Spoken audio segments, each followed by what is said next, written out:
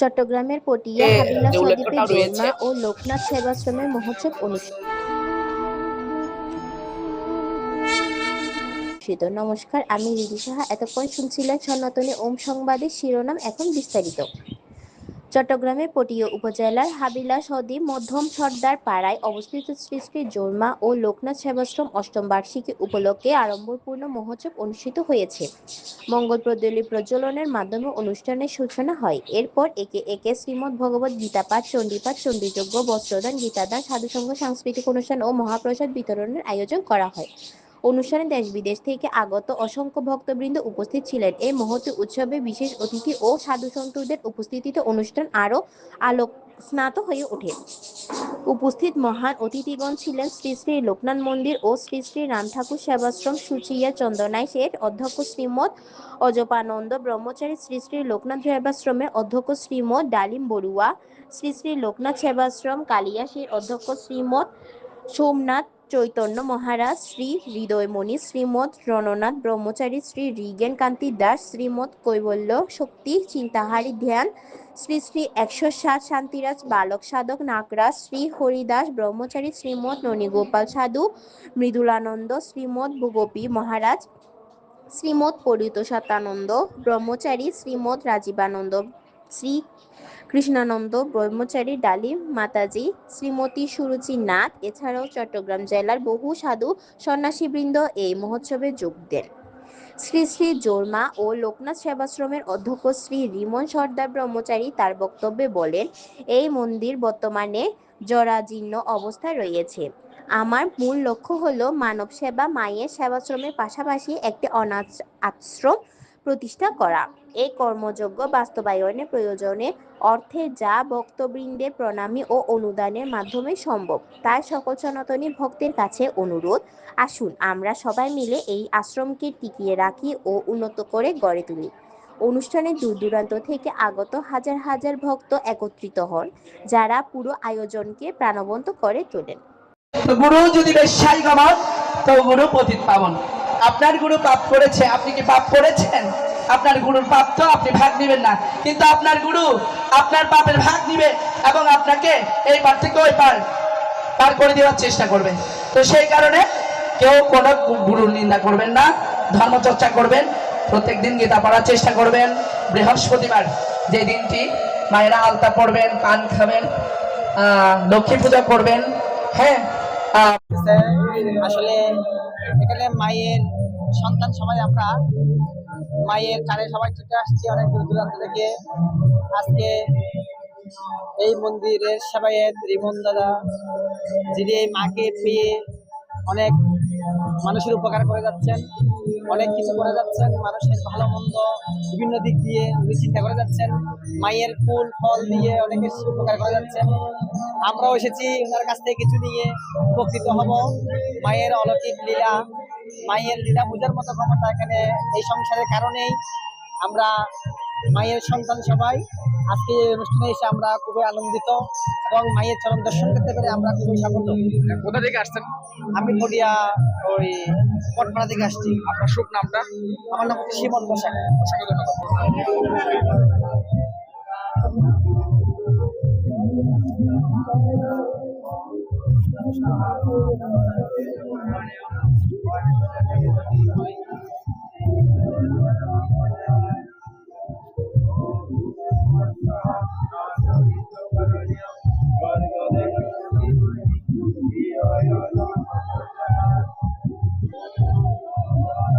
সাহায্য করতে পারি না, সেজন্য আমি কাজকর্মের মাধ্যমে আমার ভাইকে যতটুকু পাই ততটুকু সাহায্য করতে পারছি।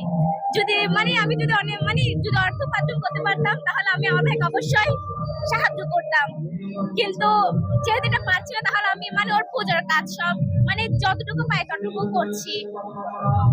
তম প্রতিষ্ঠা বার্ষিক উপলক্ষে সাধু সন্ত মন্ডলের সমাবেশে উপস্থিত হয়ে আমি নিজেকে ধন্য মনে করি।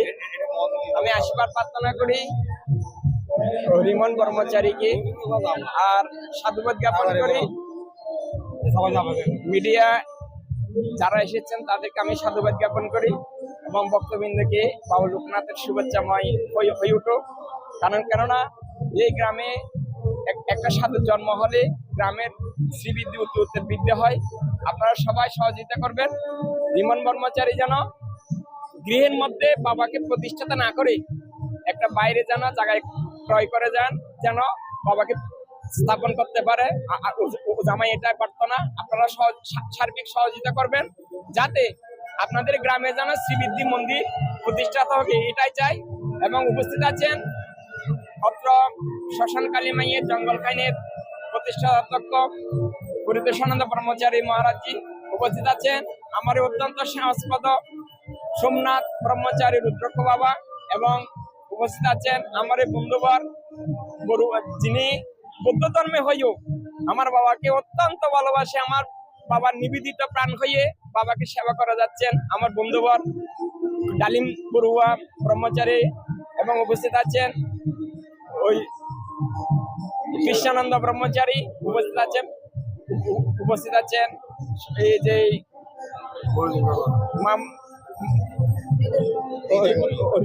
হৃদয় মণিমা, এবং উপস্থিত আছেন মহেশ্বর ব্রহ্মচারী সহ সকল সাধু সন্ত বিন্দুর মহামিলন মেলায় আমরা আপ্লুত হয়েছি, যাতে এই গ্রামের যেন সাধু সমাজ মিলিত হয়ে যেন একটা সুন্দর একটা যে হাবিলাস দ্বীপকে একটা সাধু সমাবেশের যেন পরিণত হতে পারে। ও যেটাই পারত না, কারণ ভগবান বলেছেন একে হরি নামে যত পাপ করে পাপী সাধ্য নাই তত পাপ করে। আমার এটাই প্রত্যাশা। সবাই ভালো থাকবেন। জয় বাবা লোকনাথ, জয় জোড়ামা। সুদীপবৃন্দ, আজকে আমরা এখানে উপস্থিত হয়েছি জোড়া মাতৃ মন্দির ও লোকনাথ সেবাশ্রমে।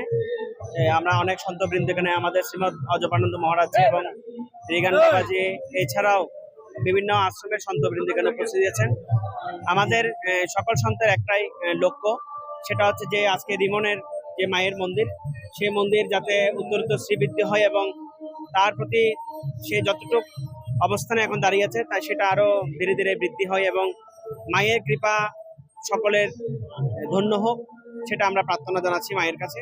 এখন আমাদের এবং আমাদের সকল সন্তবৃন্দ এখানে এসেছে একটা কারণেই, সেটা হচ্ছে আমাদের একজন সন্ত এখানে যে প্রতিষ্ঠিত হচ্ছে তার মধ্যে একটা আশ্রম প্রতিষ্ঠা করতে চাচ্ছে।